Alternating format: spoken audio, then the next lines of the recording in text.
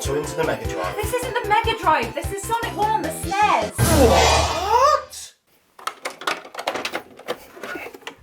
Right, I'm confiscating this thing.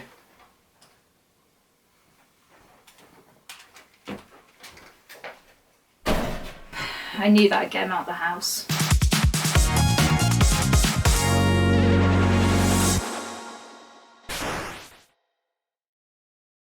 The Genesis does what Nintendo? Back in the 90s, Sega were really bashing that the SNES was no match for its 16-bit powerhouse.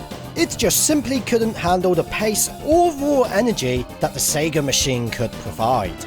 Of course, it's all debatable which system packed the better punch, and for a lot of titles, the Super Nintendo cartridges included additional chips to obtain that extra oomph.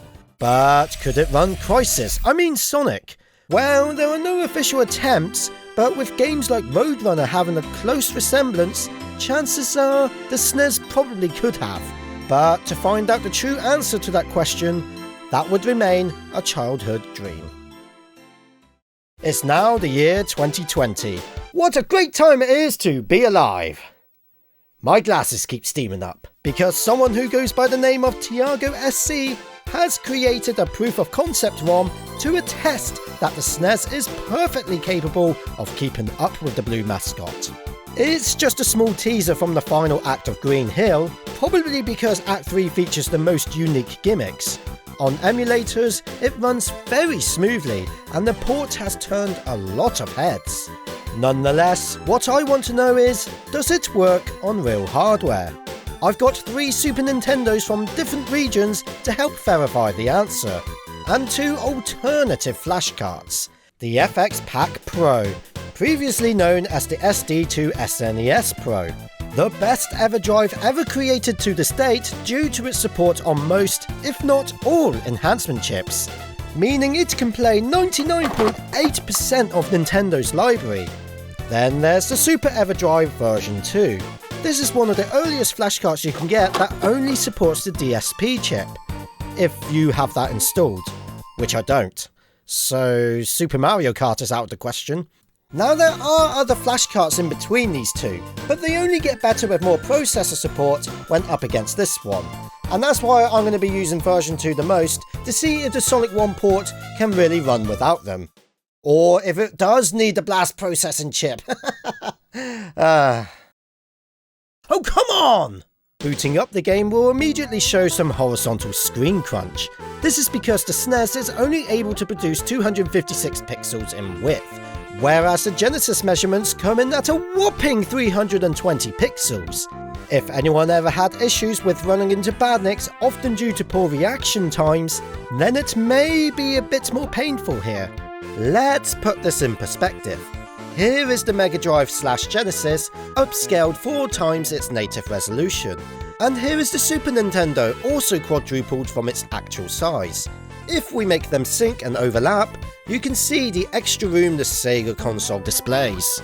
To be fair, this game has added the extended camera, but with such a short screen estate, in my personal opinion, it doesn't really help. But never mind that techno mumbo jumbo, once we start to take control and pick up speed, my jaw just dropped. Look how Sonic just glides on by with no screen lag at all. Alright, it chokes up a bit when a number of sprites build up. Even the Sega consoles couldn't escape that fate. But just wow, I'm blown away. Controlling Sonic was a slight learning curve, as it's not a one-to-one copy of the physics engine we're all used to.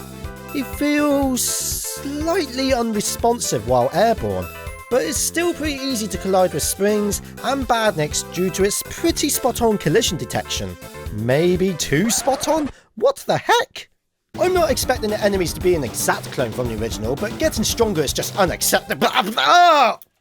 What is it with you and water? To be fair, that's the only foe in the entire game that trolls you. All the others behave exactly as you would expect. You have a few anomalies like the way these robots spawn and... Why is it the Sonic 2 spring? It doesn't even make a boinging noise for f***'s sake. In fact, there's no sound effects to be heard at all in this sample. But at least we get to hear Green Hill's composition, and dare I say, it sounds better than the Mega Drive version? It kind of reminds me of the jingle Masato came up with in his demo tapes.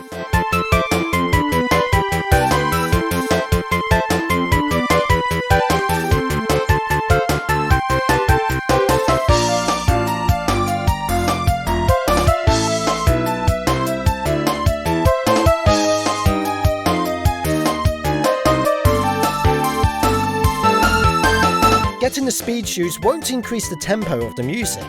In truth, the speed shoes do not work at all. None of the perks from the monitors take effect. They're all just placeholders. Everything showcased in this homebrew has something incomplete. The animals that escape just fall to their deaths. The boss and egg prison is completely absent, making it impossible to finish the stage. Sonic cannot die. I'm being serious, he just hangs on in there. The swinging platform negates instantly, and so on. Despite all of these little nags, the key takeaway here is that the Super Nintendo is proficient enough to supply the hustle, the upbeat melodies, and the high-detail graphics that packages with Sonic the Hedgehog. Even when enabling debug and trying to cause the game to halt, it still battled its way through. No enhancement chips are necessary, so if you have an early generation of the EverDrive carts, there is no need to upgrade. Extended testing was done on both editions and no errors occurred.